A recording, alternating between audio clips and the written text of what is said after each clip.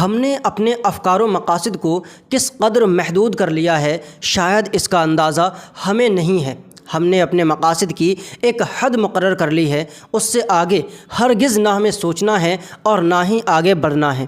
اہل فلسطین بقائے دین کی خاطر دور صحابہ میں پہنچ گئے، اور ہم ترقی کے سفر میں نہ آگے گئے اور نہ پیچھے، بس جہاں تھے وہیں اٹکے ہیں۔ گزشتہ 8 دہائیوں سے فلسطین ظلم و تشدد کا مرکز بنا ہوا ہے، اور صرف فلسطین ہی نہیں، ہم دنیا کے ہر کونے میں مسلمانوں پر ظلم و تشدد کو عرصہ دراز سے دیکھتے آ رہے ہیں۔ ہم نے کشمیر، برما، شام و عراق کے حالات دیکھے، اپنے بھائیوں اور بہنوں کے دل دہلا دینے والے داستانیں سننے اور دیکھنے کے باوجود بس اتنا کہہ کر رہ گئے کہ دعا کے علاوہ اور کچھ نہیں کیا جا سکتا۔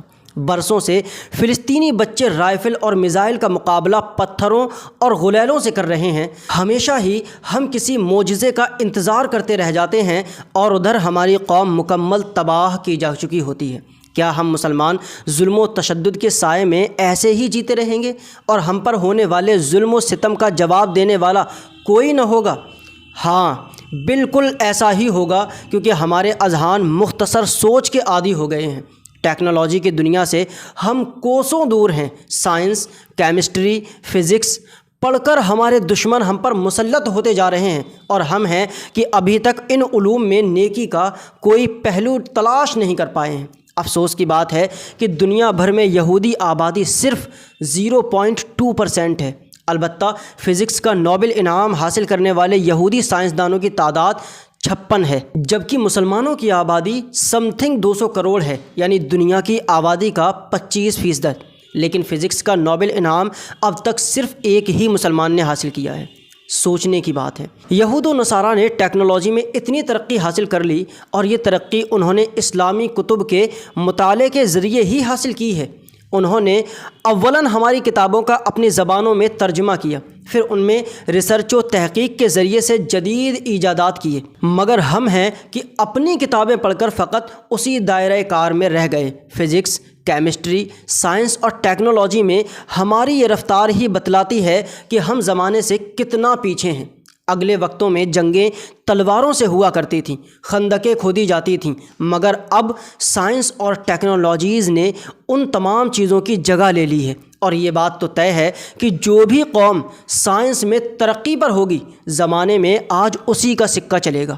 آنے والا وقت تو مزید مشکل ہے، لہٰذا یہ وقت کا تقاضا ہے کہ جہاں ہم مسلمانوں کے گھروں میں ایک عالم دین ہونا لازم ہے، اسی طرح اب ایک بچہ سائنس کو بھی وقف کیا جائے۔ جہاں ایک بچہ امت کی اصلاح میں مشغول ہو، وہیں ایک بچہ عالمی سطح پر اسلام کی جڑیں مضبوط بنا رہا ہو۔ خواہ ایک وقت کا ہی کھانا کھائیے، مگر لازمی طور پر اپنے ایک بچے کو سائنس میں وقف ضرور کریے۔ ہمارے بچوں کے ایک ہاتھ میں جہاں قرآن ہو، وہیں دوسرے ہاتھ میں سائنس اور ٹیکنالوجی ہو۔ انہیں سمجھا دیں کہ مستقبل میں اسلام کی بقا اور سلامتی انہی کے ہاتھوں میں ہوگی، لہٰذا آپ چھوئی موئی کے پودے تیار نہ کریں۔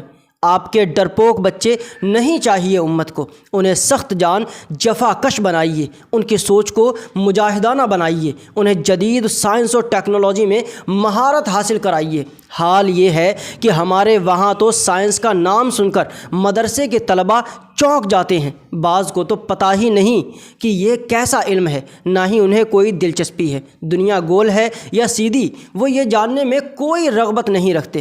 وہ کیسا عالم ہے جو زمانے کے تقاضوں سے ناواقف ہو، جو امت پر آنے والے خطروں سے واقف نہ ہو۔ آقا کریم صلی اللہ تعالیٰ علیہ وسلم کا ارشاد پاک ہے کہ جو اس حال میں صبح کرے کہ اسے مسلمانوں کے حالات کی فکر نہیں ہے، وہ کامل مسلمان نہیں ہے۔ یقیناً اگر صحابہ اکرام کو دین اسلام کی بقا کے لیے یہ تمام ذرائع میسر ہوتے تو ان کا فائدہ اٹھانے والے اور ان کے ذریعے دین اسلام کی تبلیغ کرنے میں سب سے آگے ہوتے۔ پھر ہم کیوں اتنے پیچھے ہیں؟ ہمارے اپنوں کے اختلاف نے ہمیں عالمی سطح پر اتنا کمزور کر دیا کہ ہم اپنی اصل پہچان ہی کھو بیٹھے۔ آسمان سے کب زمین پر آ گرے پتہ ہی نہ چلا، بادشاہی سے غلامی کی زندگی بسر کرنے پر ہم کب مجبور ہو گئے معلوم ہی نہ ہوا۔ دنیا ترقی کا سفر تیزی سے طے کرتی ہوئی اسلام کے خاتمے پر تلی ہے، اور ہم ہیں کہ اپنی مقید سوچ سے باہر نکلنے کو تیار نہیں۔ سائنس اور ٹیکنالوجی ہمیں سمجھ نہیں آتی۔ افسوس کی بات ہے کہ ہم آقائے کریم صلی اللہ تعالیٰ علیہ وسلم کے غلام ہیں، کیا ان کے غلاموں کو دنیاوی علوم و فنون میں پیچھے رہ جانا زیب دیتا ہے؟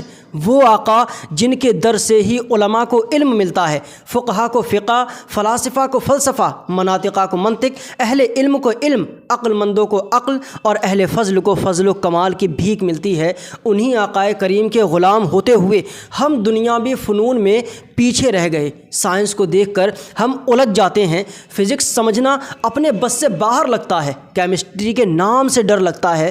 بھلا کیوں؟ جب ہمارے لیے منطق و فلسفے جیسے علوم مشکل نہیں ہیں تو پھر یہ علوم کیا معنی رکھتے ہیں؟ ہم ان سے کیسے ناواقف رہ گئے؟ ہمارے لیے تو دنیا کی کسی شے کا حصول مشکل ہی نہیں ہے۔ دنیاوی علوم و فنون میں پیچھے رہ جانا ہرگز ہمیں زیب نہیں دیتا۔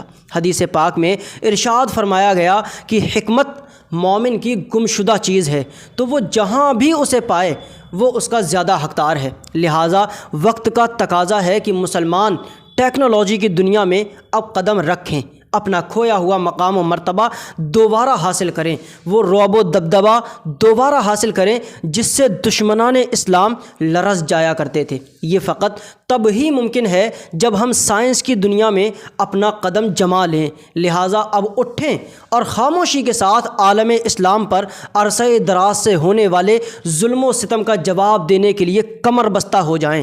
امن کے دنوں میں خاموشی کے ساتھ جنگ کی تیاری کریں۔